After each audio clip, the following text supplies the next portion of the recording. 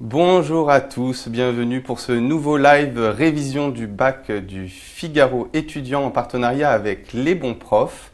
Aujourd'hui, comme chaque semaine, nous allons étudier l'une des épreuves du baccalauréat. En l'occurrence, cette semaine, nous allons parler de l'épreuve anticipée de français avec notre invitée qui fait partie des Bons Profs et qui s'appelle Élodie Pinel. Bonjour Élodie. Bonjour. Alors avec vous aujourd'hui, on va parler de l'explication de texte. Vous allez nous présenter le sujet dans quelques secondes, mais avant tout, je souhaite préciser à nos internautes qui nous écoutent qu'à n'importe quel moment, ils peuvent nous poser leurs questions en direct. Nous y répondrons à la fin de ce live avec grand plaisir. Alors, je vous en prie, c'est à vous Élodie, présentez-nous le sujet pour lequel nous allons parler aujourd'hui. Merci. Alors, le sujet en question, c'est une explication de texte qui va porter sur un poème tiré des Amours de Pierre de Ronsard. Voilà le portrait le plus connu de Pierre de Ronsard qui nous soit resté. Voilà le sujet, voilà le poème en question. Il s'agit d'un sonnet que je vais me faire le plaisir de vous lire. Donc, quand vous serez bien vieille, au soir à la chandelle, assise auprès du feu dévidant et filant, chantant mes vers, en vous émerveillant, Ronsard me célébrait du temps que j'étais belle. Lors vous n'aurez servante, oyant telle nouvelle, déjà sous le labeur, à demi sommeillant, qui au bruit de mon nom ne s'aille réveillant, bénissant votre nom de louange immortelle. Je serai sous la terre et fantôme sans eau, par les ombres myrteux je prendrai mon repos, vous serez au foyer une vieille accroupie, regrettant mon amour et votre fier dédain. Vivez, si m'en croyez, n'attendez à demain, cueillez dès aujourd'hui les roses de la vie. Alors, cette lecture, je viens de vous la faire en restituant la syntaxe et le sens. Bien sûr, il peut vous sembler assez opaque ce poème, puisque c'est un poème. Nous allons le voir tout de suite dans la partie introduction. Je vais vous montrer, puis après je reviens sur la problématique. De la Renaissance, poème du XVIe siècle. Donc, cela implique un changement de langue par rapport à la langue à laquelle vous êtes habitué aujourd'hui. Je le remets. Vous aurez peut-être remarqué ou tiqué face à des mots un peu obscurs. Vous voyez, foyer qui est écrit comme ça, myrteux, on ne sait pas trop ce qu'il veut dire, fantôme qui est écrit avec AU au lieu de O. Rassurez-vous, le jour du bac, le texte sera expliqué, il y aura des notes pour les mots compliqués. Donc ça, c'est une première chose que je vais vous dire pour vous rassurer. Ensuite, j'ai choisi de vous proposer un corrigé ici avec une problématique contrainte, c'est-à-dire qu'on ne vous laisse pas choisir seule la problématique, mais on vous demande de traiter une question en particulier. Ici, cette problématique, c'est en quoi ce poème est-il à visée argumentative ? C'est une problématique qui peut sembler un peu étonnante eu égard à la nature du texte, à savoir une poésie, puisqu'on s'attendrait à avoir cette question-là à propos justement de l'argumentation. En quoi ce texte est-elle à visée argumentative à propos d'un essai ou d'un discours ou d'un dialogue. Donc ici, c'est à propos d'un poème. Là encore, ça peut être déstabilisant. Deux facteurs de déstabilisation ici. Néanmoins, il ne faut pas se bloquer. J'ai fait le choix de vous donner un sujet compliqué pour vous montrer que la difficulté est surmontable. Alors, comment on va faire pour traiter ce sujet ? Alors d'abord, en termes d'introduction, je vous rappelle les lieux méthodologiques. On va commencer par présenter l'auteur, l'œuvre et puis l'extrait. On va du plus large au plus précis. Premier conseil, ne perdez pas trop de temps pour présenter l'auteur, puisque le but n'est pas de donner toute sa vie et de rappeler son itinéraire général, mais juste quelques repères. Alors, repères de temps. Poète de la Renaissance. Je vous rappelle que la Renaissance, c'est le XVIe siècle, donc des années 1500 à 1599. Et c'est un membre de la Pléiade, qui est un groupe de poètes que Ronsard avait fondé avec d'autres. Ils étaient 7 en tout. Donc, raison pour laquelle il s'était inscrit sous le signe d'une constellation de 7 étoiles, qui était la Pléiade. L'œuvre, présentation de l'œuvre, les amours. Si vous en savez des choses, si c'est une œuvre que vous avez étudiée en cours, vous pouvez exploiter vos connaissances. Si ce n'est pas le cas, vous passez directement à l'extrait, évidemment. Donc là, en l'occurrence, je vous donne quand même des éléments. Les amours, c'est un recueil de poèmes qui est inspiré par Pétrarque. Là aussi, si vous connaissez Pétrarque, allez-y, puisque c'est pas si fréquent. C'est pas un cours, donc je ne vous détaille pas davantage, mais vous regardez dans vos manuels, sur Internet, vous aurez plein d'éléments sur Pétrarque. poète italien qui a inventé le sonnet. Et puis Ronsard, lui, ici, dans ses amours, il va chanter les femmes, et ça explique pourquoi les amours sont au pluriel. Les femmes qu'il a aimées, et on en connaît au moins 3, Cassandre, Marie, Hélène, et on connaît ces prénoms parce qu'il les cite dans les parties des amours, notamment les sonnets pour Hélène, qui sont destinés à Hélène de Surgères, demoiselle d'honneur de Catherine de Médicis, donc c'est une femme qui évolue dans la cour du roi de France de l'époque. Une fois cette présentation d'œuvre accomplie, on va donc au plus précis à la présentation de l'extrait, ici un poème, Quand vous serez bien vieille, un poème dans son intégralité. C'est un sonnet, c'est important de le caractériser, de le dire dès le début. Je vous remets la forme pour que vous le voyez bien. C'est un sonnet, donc 2 quatrains, 2 tercets. C'est la forme habituelle du sonnet. Et c'est un sonnet en alexandrin, donc là il y a seulement le premier hémistiche, vous vous rappelez que l'hémistiche c'est la moitié d'un alexandrin, donc quand vous serez bien vieille le soir à la chandelle, 12. Donc on est bon, on est bien sur un vers à 12 syllabes, nommé alexandrin ou aussi dodécasyllabes, ça si vous voulez avoir des mots de vocabulaire supplémentaires. Et quel est le thème traité par ce sonnet? Eh bien c'est une exhortation, c'est-à-dire une injonction, le fait de donner un conseil, un ordre. Le poète exhorte Hélène à l'aimer avant qu'il ne soit trop tard, puisque ce poète, ce Ronsard, a alors 54 ans. C'est un poème qui est édité en 1578. Ensuite, on va annoncer le plan. Alors, je ne vous l'ai pas remis sur la slide intro, mais bien sûr, vous annoncez votre plan dès la fin de l'introduction. C'est important pour que votre correcteur vous suive. Et puis, on va développer ce plan. Alors, il est en 2 parties. Moi, en l'occurrence, vous avez le droit de faire un plan en 2 ou en 3 parties. 2 parties, je vous les montre, et puis ensuite, je détaille chacune d'entre elles. Une prophétie et puis une exhortation morale. Dans les 2 cas, il s'agit bien de répondre à la question, souvenez-vous-en, hein, n'oubliez pas votre question en cours de route, en quoi ce poème est à visée argumentative. Alors, je vais vous expliquer les raisons du choix de ces 2 parties. La première partie, donc une prophétie. Ce poème est à visée argumentative parce qu'il développe une vision du futur qui n'est pas scientifique, hein, qui est en fait fondée sur ce que le poète pressent, devine, craint ou suppose. Rappelez-vous toujours que pour traiter vos parties, il faut structurer, il faut proposer des sous-parties. Et donc ça va vous aider à donner de la matière, du poids hein, à vos arguments et à votre argumentation, c'est de donner un ordre, une progression dans la présentation de l'analyse que vous faites du texte. Alors, comment est-ce qu'on va procéder ici? 2 sous-parties, un avenir. La prophétie, c'est un discours sur l'avenir. Hein. Et un avenir ici caractérisé par le fait qu'il est solitaire pour Hélène et une nouvelle perception du présent, puisque le fait de présenter un avenir qui va être plutôt négatif, un avenir solitaire, va potentiellement faire changer à Hélène d'avis sur son présent, sur le fait qu'elle refuse son amour à Ronsard. L'avenir solitaire, on le voit, donc c'est un des thèmes du texte, hein, et on peut l'attester, cet avenir solitaire, en citant le texte. Rappelez-vous toujours qu'il faut citer le texte dans une explication de texte, puisque c'est bien le but de l'explication de texte que d'éclairer des mots, des choix de mots, l'ordre dans lequel ils sont présentés, et puis pour un poème, les rimes notamment, ou le rythme. Ici, l'avenir solitaire, vous le voyez, donc je l'ai indiqué tout à l'heure, au futur de l'indicatif, le serait, le dirait, et puis là, ici, on a vous n'aurez, par exemple, on a au moins 3 occurrences ici du présent de l'indicatif. Vous n'hésitez pas hein, à réécrire les termes, il ne suffit pas de dire il y a un futur de l'indicatif dans le texte. L'avenir sombre, cet avenir sombre, donc là de mémoire, c'est parce qu'il y est question du soir. Hélène en question est en train de faire un travail de tissage textile près d'une cheminée. Elle est à la chandelle, donc on a une ambiance d'obscurité qui peut rappeler aussi certains tableaux, d'ailleurs clair-obscur, qui apparaîtront après, hein, quelques années plus tard au XVIIe siècle. Et donc on a cette idée des ombres myrteux aussi.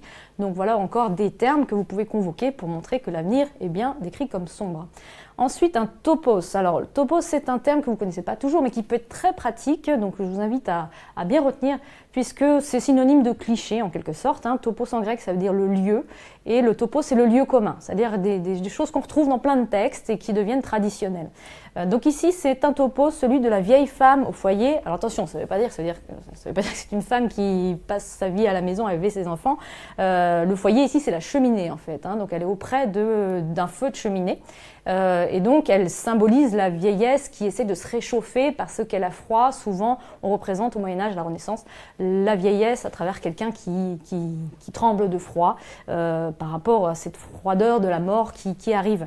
Donc ici, c'est une image qui en fait est très connue à la Renaissance, qu'on identifie moins maintenant, mais qu'on retrouve dans le poème à travers cette image de Hélène au foyer. Le terme foyer apparaît, et puis on a aussi la chandelle. Je vais vous le montrer à nouveau, donc la chandelle là, et puis vous serez au foyer. Vous voyez, il y a deux éléments, et assise auprès du feu en plus, donc on ne peut vraiment pas se tromper. Et le fait d'être assise répond au fait d'être accroupi. Voilà pour ces éléments du topos de la vieille au foyer, la vieille femme au foyer. Et puis Hélène est seule avec une servante. Donc je ne reviens pas sur la syntaxe du texte parce qu'il faut quand même qu'on avance un petit peu, mais vous verrez dans la deuxième strophe, dans le deuxième quatrain, que la notion de la servante accentue la solitude en fait d'Hélène. Et puis cette description d'un avenir solitaire nous amène à une nouvelle perception du présent, un peu comme, vous connaissez peut-être Charles Dickens, le conte de Noël, où Scrooge, en voyant son avenir malheureux, décide de changer d'attitude présente. C'est le même type d'argumentation ici, c'est la manière dont est utilisée la prophétie. Et donc, vu de cet avenir, le temps présent prend un autre sens, et d'ailleurs ça on le voit au niveau grammatical, au niveau des verbes, en fait, la conjugaison des verbes, puisque ici on va avoir, on a dit tout à l'heure, un futur, je ne vous enlève pas pour ça pour ne pas être perturbé, le futur serait, qui correspond en fait donc à une projection. Et dans ce futur, quand on parle de Ronsard me célébrait du temps que j'étais belle, eh bien le temps que j'étais belle ici correspond au présent en réalité, au moment où Ronsard écrit, au moment où Hélène lit le poème ou l'entend. Ce qui veut dire qu'il y a un décalage dans le temps, en se projetant dans l'avenir, eh bien le présent devient le passé, tout simplement. Ce qui opère un brouillage temporel. Et donc dès lors, le présent va être hors du temps, va transcéder le temps parce qu'il va être associé à une louange immortelle. C'est quoi cette louange immortelle? C'est celle du poème. Ronsard dit que la louange qu'il fait, l'éloge qu'il fait d'Hélène est immortelle. Alors c'est l'éloge qu'il fait aujourd'hui. Et donc comme elle est immortelle, eh bien, elle va dépasser le présent, le futur et le passé même. Donc on transcende le temps à travers le poème. Ainsi, on a une prophétie de Ronsard qui a pour but de faire changer d'avis Hélène sur le présent, c'est ce que je vous ai dit tout à l'heure, donc on est cohérent dans cette première partie. N'oubliez pas en fin de partie de faire une petite phrase conclusive pour bien marquer vos idées. Deuxième partie, l'exhortation morale. Alors, l'exhortation morale, ça veut dire le fait de donner un conseil, un avis à quelqu'un ou une injonction, un ordre. Tout d'abord, cette exhortation morale, elle passe par une vision macabre, une vision liée à la mort, pour persuader Hélène. Je vous rappelle qu'on vous distingue convaincre et persuader. Persuader, c'est argumenter en faisant appel aux émotions, et convaincre, argumenter en faisant appel à la raison. Donc le registre macabre, vous allez pouvoir, là je ne le fais pas à votre place, vous pourrez le faire aisément, relever dans le texte les éléments qui réfèrent à la mort, à la solitude, au désespoir potentiellement. C'est plutôt dans les tercets, je vous l'indique déjà. Il y a un rappel de la gloire du poète avec les ombres myrteux, qui en fait, le myrte c'est la plante associée à la gloire poétique. Et donc, en ce sens, la gloire du poète, elle est immortelle, et donc elle survit à sa propre mort. Et puis, ce poème, il est centré sur Ronsard dans les tercets. On en parle beaucoup d'Hélène dans les quatrains, puis ensuite, on change de point de vue dans les tercets, on parle plus de Ronsard. Pourquoi? Parce que le sonnet, traditionnellement, oppose les quatrains et les tercets. Donc, un indice, quand vous avez un sonnet, regardez bien quelle est la différence de thème entre les quatrains et les tercets. Et donc, cette différence se concentre à la volta, c'est le début des tercets, en fait. Ainsi, le poète joue sur le sentiment de crainte qu'aurait Hélène, il parle de regret, il parle du fait qu'elle risque de faire passer le temps pour rien, et sur la douleur de la perte. Et puis, dernier élément, exhortation au changement, donc l'argumentation a pour but de faire changer Hélène, de faire changer d'avis Hélène. Donc on peut repartir sur la notion de regret, là aussi point méthodologique, vous avez le droit de prendre 2 fois les mêmes termes, dans la première partie, dans la deuxième partie, dans les sous-parties, tant que vous en faites une analyse différente. Donc là, j'ai utilisé le regret là, je le réutilise là. Un regret de la perte d'Hélène qui est prophétisé, là aussi, qui est prédit par le poète, et qui légitime le fait qu'il lui donne un conseil. Ce conseil, c'est de suivre le carpe diem d'Horace. Vous vous rappelez l'adage latin, carpe diem, qui veut dire cueille le jour. qui a été donc formulé par le poète Horace. Et Cueille le jour, eh bien, ça fait écho, je vous le montre quand même, ce poème sur le fait de cueillir, ça fait écho à Cueillez dès aujourd'hui les roses de la vie, dans le poème de Ronsard. Et puis, dernier élément de cette exhortation au changement, l'opposition entre le futur sombre et le présent qui, lui, est symbolisé par la rose, cueillez les roses de la vie. Donc, en conclusion, cette prophétie était aussi un avertissement. Une conclusion. Donc, le but de la conclusion, c'est de répondre à la question, de rappeler la réponse à la question. Le poème est argumentatif plus qu'il n'a un sonnet amoureux, et on peut remarquer que les autres poèmes amoureux dédiés à Hélène sont rappelés sans être cités, puisqu'il dit « J'ai chanté vos louanges, c'est une louange immortelle ». Et je vous ai indiqué, si vous voulez le lire, un poème qui correspond en fait à ces louanges immortelles que Ronsard dédiait à Hélène dans ses mêmes sonnets pour Hélène. Merci Élodie pour ce décryptage très intéressant. Si vous le voulez bien, maintenant on va passer aux questions de nos internautes qui, je l'espère, ont été nombreux à réagir sur notre page Facebook. On va passer à la première question. On a une question de Fleur qui nous demande est-ce que l'on a toujours la problématique qui accompagne le sujet? Est-ce qu'on a toujours la problématique? Je vais remettre peut-être la diapo de la problématique. Non, on ne l'a pas toujours. En fait, ça dépend. Quand on est à l'oral, on a toujours la problématique.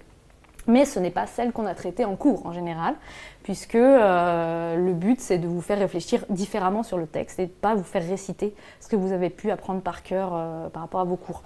À l'écrit, tout dépend de la filière dans laquelle vous êtes inscrit. Il y a des filières qui vont proposer la problématique, comme les filières technologiques STG, STMG, etc., ou STI. Et puis il y a des filières qui, elles, vont laisser le choix de la problématique libre, donc L, ES, S. Très bien. Et on a une deuxième question qui est une question d'Amaury et qui nous demande comment parler des rimes. Oui, alors comment parler des rimes? C'est une bonne question parce que souvent on l'oublie en fait, on oublie ces rimes. Je vais retrouver quand même le poème, ce sera mieux parce que sinon c'est un peu abstrait. Voilà, donc ces rimes, vous voyez ici que chandelle, belle, rime, filant, émerveillant, rime. Je ne les fais pas doute, mais on va se rendre compte qu'en fait, il y a des rimes qui peuvent faire sens et d'autres qui ne font pas sens. Donc par exemple, dédain et demain montre que ici, le futur s'oppose à un dédain présent. C'est-à-dire que le fait de dédaigner aujourd'hui Ronsard de la part d'Hélène va impliquer un avenir particulier qui est un avenir plutôt négatif. Hein. C'est ce qu'il a dit dans tout le poème. Donc la rime ici peut être interprétée de cette manière-là. Bon, ça suppose une bonne connaissance du poème. Il y a des rimes qui sont plus simples à commenter, bien sûr. Ici, eau et repos, ça évoque la mort, tout simplement. Hein. Donc le fait de mettre en rime deux termes qui se ressemblent, qui illustrent la même idée, peut être analysé dans le cours de l'étude de texte comme faisant sens. Dernière question, une question de Nina qui nous demande quelle est la différence entre explication et commentaire de texte. Et d'ailleurs, c'est une question que je me suis posée également ce matin en regardant le sujet. Oui, alors c'est une terminologie qui est un peu opaque. Hein. En fait, il n'y a pas vraiment de différence. Un commentaire, une explication, a priori, c'est la même chose, c'est-à-dire que dans les deux cas, on a un texte et on l'explique, on l'analyse et on le commente. Hein. Expliquer, ça veut dire déplier étymologiquement, et puis commenter, c'est il y a cum dedans, c'est-à-dire avec, c'est être avec le texte et avoir son esprit avec le texte. Donc, il n'y a pas réellement de différence normalement. Là, on peut parfois faire une différence, c'est quand on ajoute un petit adjectif. Quand on dit qu'on vous demande une explication linéaire ou qu'on demande un commentaire composé, là, du coup, les choses diffèrent. Une explication linéaire, ça veut dire qu'on va expliquer ici le texte en faisant un grand 1 sur, par exemple, les quatrains et un grand 2 sur les tercets.